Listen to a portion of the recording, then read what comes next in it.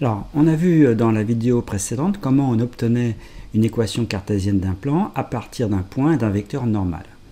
Maintenant, la question c'est comment on obtient un vecteur normal, puisque c'est déterminant pour obtenir une équation cartésienne. Donc ici, le repère OIJK est supposé orthonormé. Alors commençons avec le plan P1. Le plan P1, vous voyez, c'est ce plan-là. Il contient le point A. Donc A est un point de P1 et ce plan-là, il est parallèle au plan, vous voyez, OIK. C'est un plan parallèle au plan OIK. Je rappelle, OIJK est un repère orthonormé. Alors déjà, ce qu'il faut, c'est déterminer les coordonnées du point A. Et bien ici, vous voyez, le point A il se trouve ici. Donc c'est en fait OA, c'est 2 fois le vecteur J.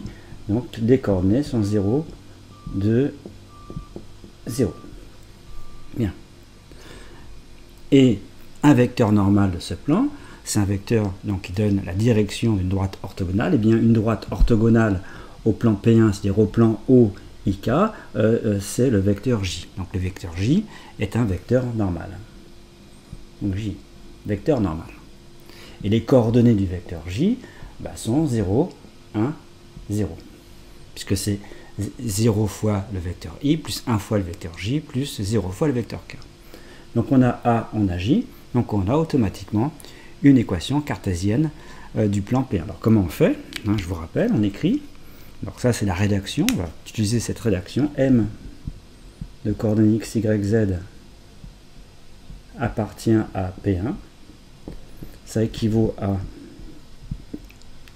AM scalaire J égale 0.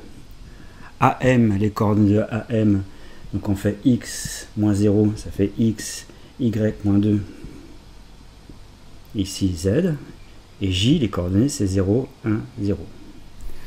Et donc ici ça donne équivalent à, et bien on fait le produit scalaire, puisque le repère est orthonormé, ça fait 0 fois ça, plus 1 fois ça, plus 0 fois ça, égale 0, donc en fait ça fait y moins 2, égale 0. Donc une équation cartésienne du plan P1 est y-2 égale 0. C'est-à-dire y égale 2. Donc j'ai marqué ici une équation y-2 égale 0, c'est-à-dire y égale 2. Alors on va commenter déjà ce premier type d'équation cartésienne de plan. Alors je rappelle, vous connaissez des équations cartésiennes de droite dans un plan. Alors si on a un plan muni d'un repère orthonormé OIJ, donc un plan, vous savez qu'une droite parallèle à l'axe des ordonnées a pour équation x égale constante. Et une parallèle à l'axe des abscisses, une équation est y égale constante. Alors là vous avez la même chose. Là, vous avez y égale 2, donc y égale constante, mais là, cette fois-ci, ça donne l'équation d'un plan. Alors, de la même façon, si on avait pris x égale constante, par exemple x égale 1, eh bien, ce serait donc un plan qui passerait, donc si je prends x égale 1, qui passerait ici par ce point B, l'abscisse est 1, et qui serait donc parallèle à OJK. Ce serait donc un plan parallèle à OJK et qui passe par le point B. C'est pareil avec z égale constante. Z égale constante, ce serait donc un plan, ce serait une équation cartésienne d'un plan qui passerait par donc, la constante ici sur l'axe des z et qui serait donc parallèle au plan OIJ. Bon, ça c'est le premier type de plan.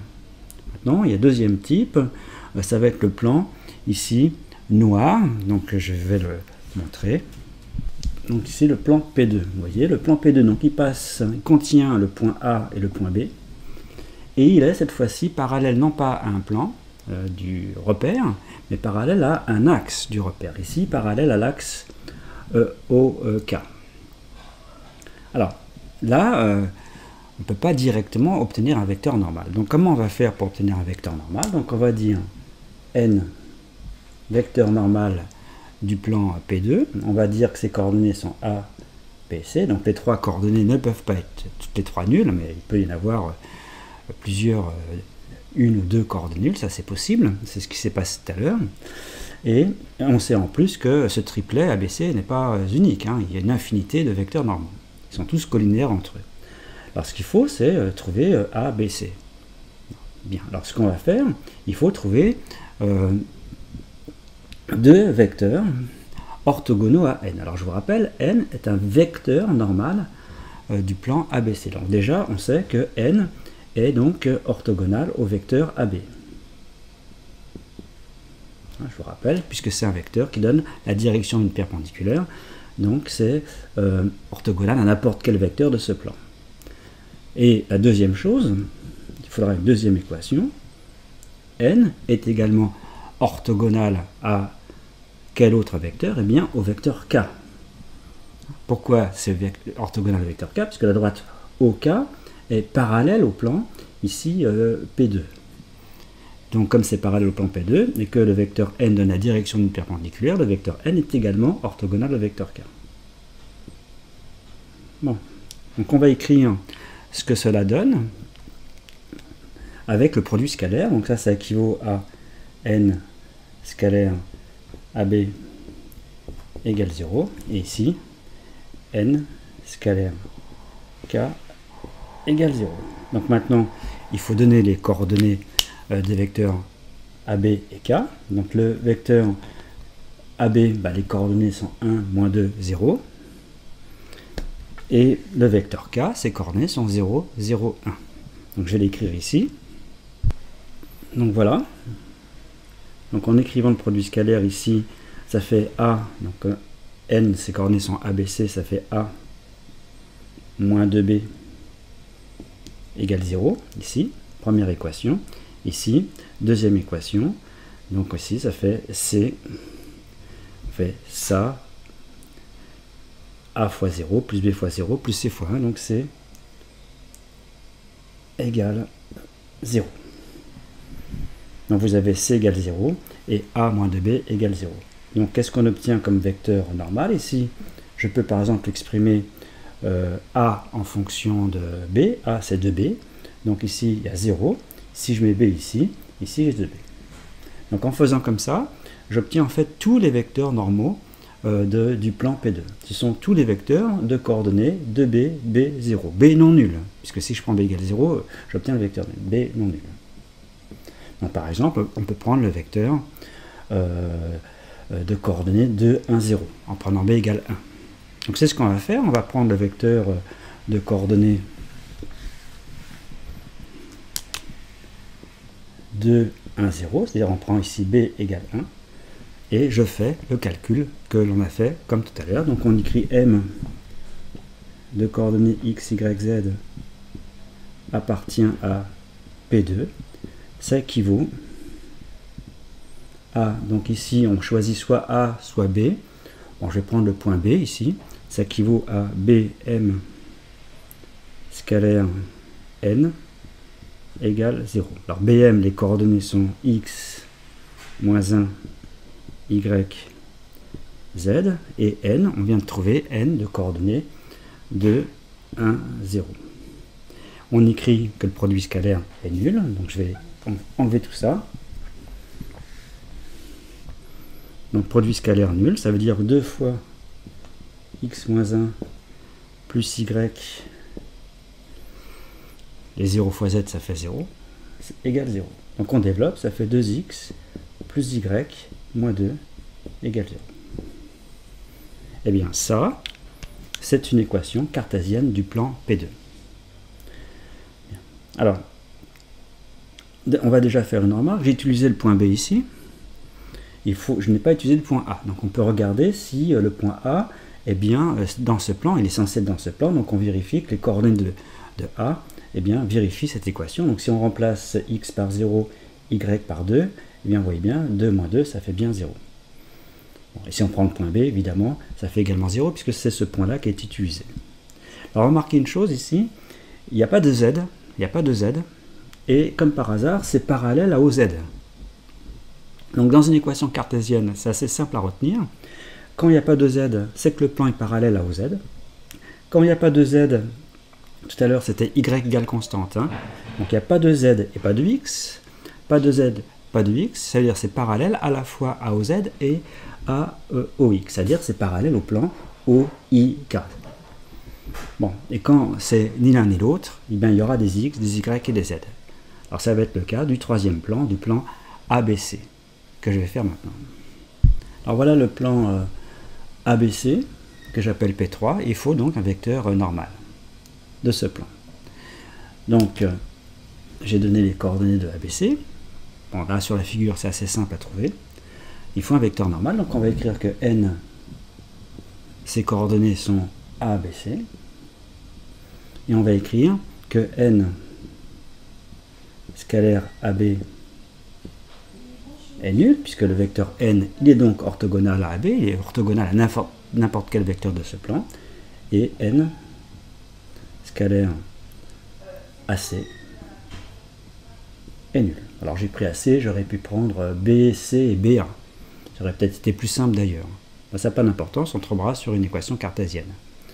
Donc on écrit, donc ici le vecteur AB, ses coordonnées sont, donc si je prends AB, il y a 1, moins 2, 0.